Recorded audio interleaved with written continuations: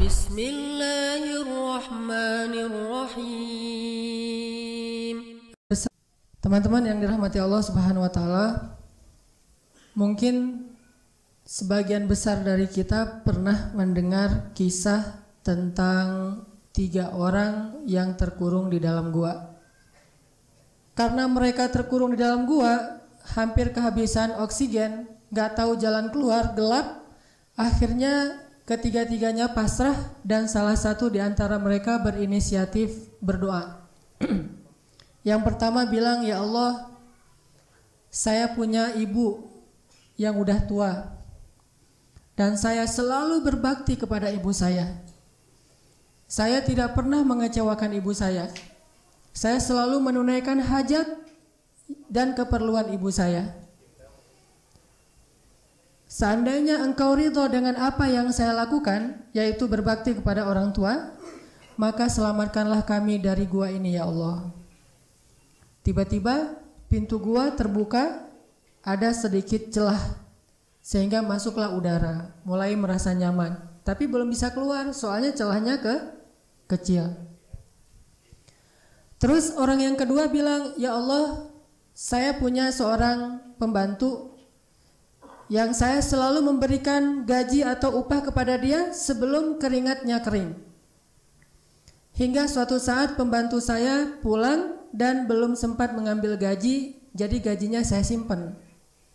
Tapi ditunggu-tunggu gak datang-datang, akhirnya daripada disimpan aja gak produktif, gajinya itu saya pakai untuk membeli seekor domba kecil. Mungkin kurang lebih harganya 500.000 lah, domba yang masih kecil.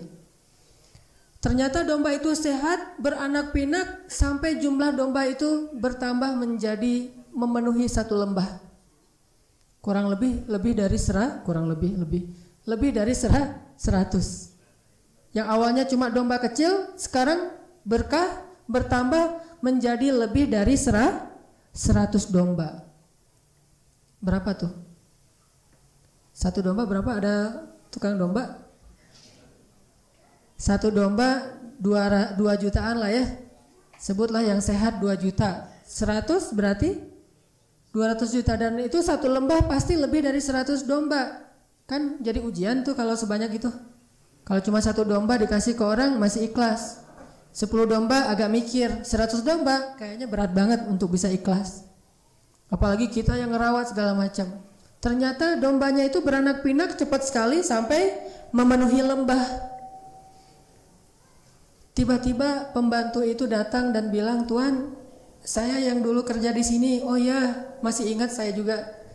Ya, saya dulu kayaknya belum ngambil gaji ya. Ya, belum ngambil, emang saya simpan. Ya boleh saya ambil sekarang. Oh ya, silahkan ambil domba yang ada di hadapan kamu. Dia lihat domba yang banyak. Yang mana Tuan? Dia cari domba yang kecil gitu. Perasaan dia gajinya hanya bisa untuk beli 1 ekor domba. Ya semua itu. Yang 1 lembah ini, ya. Tuan main-main, ini mah bahasa saya gimmick. Tuan main-main, saya mah pembantu Tuan, bukan direktur, bukan manajer yang gajinya bisa beli domba banyak.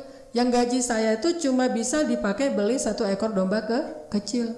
Kata tuannya, memang saya beli seekor domba kecil, tapi dengan seizin Allah dia berkah bertambah sampai akhirnya menjadi domba yang sangat banyak seperti di hadapan kamu. Sekarang ambillah semuanya, ini hak kamu. Nggak ada satupun yang tersisa, diambil semuanya. Dan orang ini tetap ikhlas, nggak pernah, tega ya ternyata, perasaan cuma basa-basi doang, masa sih dia rela gitu. Nah artinya ini orang ikhlas banget. Terus dia bilang, ya Allah, seandainya engkau redho dengan apa yang saya lakukan. Amalan kayak gini itu disebut dalam Islam dengan istilah wafa. Wafa itu menyempurnakan hak orang lain. Jadi nggak ada yang dicurangin sama sekali.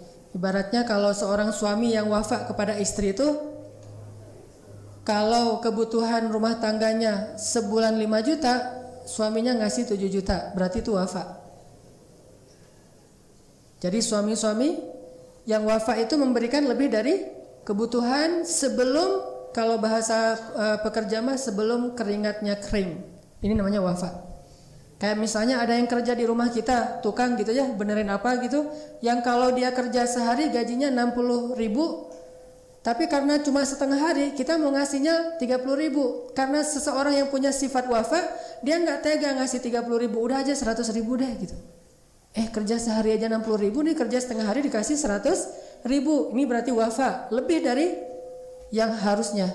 Dan Allah itu punya sifat wafa, kalau ngasih kepada hambanya itu nggak pernah kurang, nggak pernah pas, pasti lebih. Makanya pahala ibadah kita itu minimal 10 kali lipat, itu minimal, nggak ada yang kurang dari 10. Kalau dosa sesuai dengan amalan, kalau pahala minimal 10 kali lipat. Dan Allah karena beliau zat yang maha wafa, cinta kepada orang yang wafa, sehingga orang ini bilang, ya Allah, seandainya engkau ridho dengan sifat wafa saya, selamatkanlah kami dari gua ini. Terbuka lagi secelah, tapi belum bisa keluar orang. Orang yang ketiga bilang, ya Allah, saya pernah terhindar dari perbuatan zina gara-gara saya takut kepadamu ya Allah. Gimana ceritanya? Jadi ceritanya, by the way, dia tuh jatuh cinta sama seorang cewek, seorang gadis cantik. Cuma si gadis itu gak cinta sama dia. Sedih banget ya.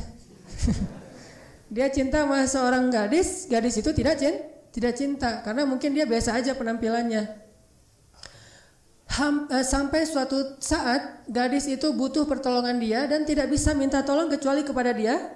Datang minta tolong, Kang, saya lagi punya masalah besar nih gitu. Masalah apa Neng? Disebutin masalahnya. Dan saya minta tolong banget, tolong bantu saya dalam masalah ini. Kalau enggak saya bisa bahaya nih, celaka gitu. Akhirnya karena si laki-laki ini sangat cinta kepada gadis itu, dia kasih syarat. Oke, Akang akan nolong, tapi Neng harus janji sama Akang. Janji apa Akang? Nah gitu deh. Kalau bahasa sekarang, setelah selesai semuanya nanti kita check in. Kan mikir, tapi nggak ada pilihan lain. Ya udah Kang, nggak apa-apa gitu. Nah terpaksa si perempuan ini memenuhi keinginan laki-laki tersebut, berjanji akan melakukan zina. Ditolonglah tuh, ditolong. Setelah semuanya selesai ditolong, hari ketika dia menagih janjinya, perempuan itu pun datang ke rumah laki-laki tadi. Udah ada di dalam kamar berdua, tiba-tiba laki-laki itu mendekat kepada si perempuan. Saat dia sudah mendekat, perempuan ini menitikkan air mata dan mengatakan, ya fulan, ittaqillah, wahai fulan, takutlah kamu kepada Allah. Langsung dia tersentak, dia lari dari rumah itu, dia menjauh sejauh-jauhnya dan ingin terhindar dari hawa nafsunya, sehingga selamatlah mereka berdua dari perbuatan zina. Ya Allah, kata dia, seandainya engkau redha dengan apa yang saya lakukan, selamatkanlah kami dari gua ini. Terbuka lagi secelah, akhirnya mereka bertiga bisa keluar dan selamat. Apa kata Allah? Wa may yattaqillaha yaj'al lahu makhraja. Siapa yang bertakwa kepada Allah, maka Allah akan berikan baginya jalan keluar. Ini kisah bukan kisah fiksi, tapi kisah nyata dari hadis Rasulullah Sallallahu Alaihi Wasallam.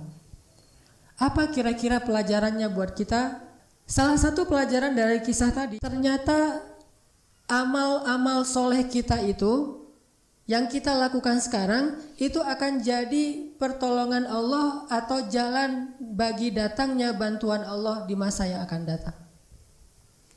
Amal soleh kita itu adalah jalan keluar dari masalah-masalah kita yang akan datang.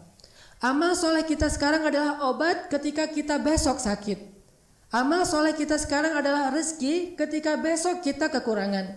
Amal soleh kita hari ini adalah makanan ketika besok kita kelaparan. Sehingga makin banyak amal soleh kita, makin besar jalan keluar yang Allah berikan dalam setiap masalah kita.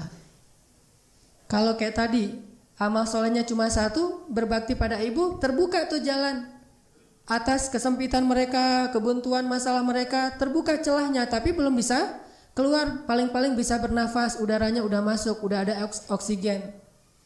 Amal yang kedua, terbuka lagi. Amal yang ketiga, akhirnya bisa keluar.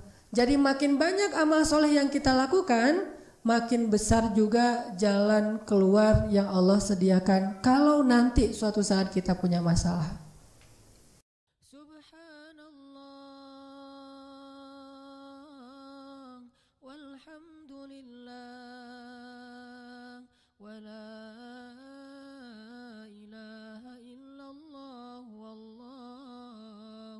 أكبر سبحان